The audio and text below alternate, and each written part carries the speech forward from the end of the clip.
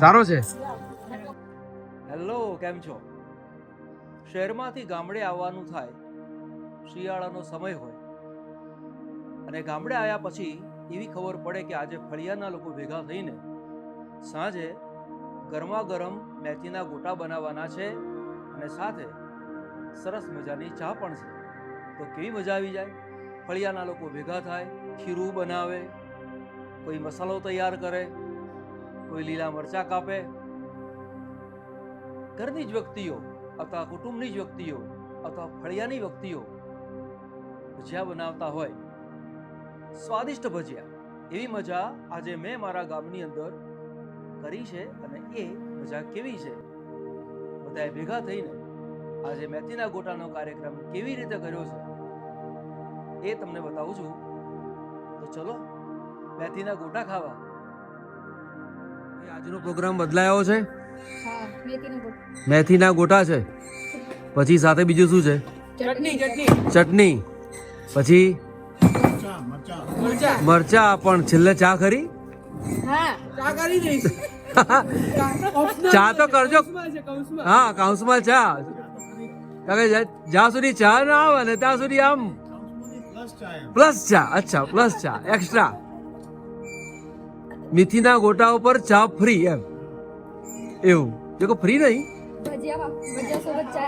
હા, ચા તો જોઈશે જ. કોઈ પણ કાર્યક્રમ, એમાં જો શિયાળાનો કાર્યક્રમ હોય ને અને સાંજે ચા મળે ને એની મજા કંઈક જુદી હોય. તો હવે તૈયારીઓ શરૂ થઈ ગઈ છે. દરેકે સ્વેચ્છાએ પોતાનું કામ સ્વીકારીને આગળ વધવા માંડ્યું છે. કોઈ ખીરું તૈયાર કરે છે, તો કોઈ ભાજી સમારે છે, તો કોઈ બટાકા છીણે છે. દરેક પોતાની રીતે અનુકૂળ થઈને પોતપોતાનું કામ કરી રહ્યા છીએ. વાતો કરતા કરતા ભાજી સમારાઈ રહી છે, એક બાજુ મરચાં સમારાઈ રહ્યા છે, કોઈ બટાકા છોલી રહ્યું છે, તો કઢાઈ ઉપર તેલ મૂકીને તેલ આવવાની એટલે કે તેલ યોગ્ય રીતે ગરમ થવાની રાહ જોઈને બેઠા છે. ભાજી સમારાઈ ગયા પછી રિલેક્સ થઈને પાછા વાતોના તડાકા તો ખરા જ. અને આ માત્ર નાસ્તો નથી, પણ ભજીયા ભરપેટ ખાવાના છે. તેથી ઘરે જમવાનું બનાવવાનું છે નહીં, એટલે ઘરે રસોઈ બનાવવાની છે નહીં, એટલે કે વાસણ ધોવાની રજા. આમ રિલેક્સ થઈને બધા બેઠેલા છે. કોઈ કામને જોઈ રહ્યું છે, તો કોઈ પ્રોત્સાહન આપી રહ્યું છે. હવે તેલ બરાબર ગરમ થઈ ગયું છે, એટલે ફળિયાના ભજીયા બનાવવાના જે ચોક્કસ એક્સપર્ટ વ્યક્તિઓ છે એમના દ્વારા ભજીયા બનાવવાની શરૂઆત થઈ ગઈ છે. જે ભજીયા ખાવાના શોખીન હશે તેમને તો આ દ્રશ્ય જોઈને મોંમાં પાણી આવી ગયું હશે. પણ એની મજા કંઈ ઘરમાં થોડી આવે.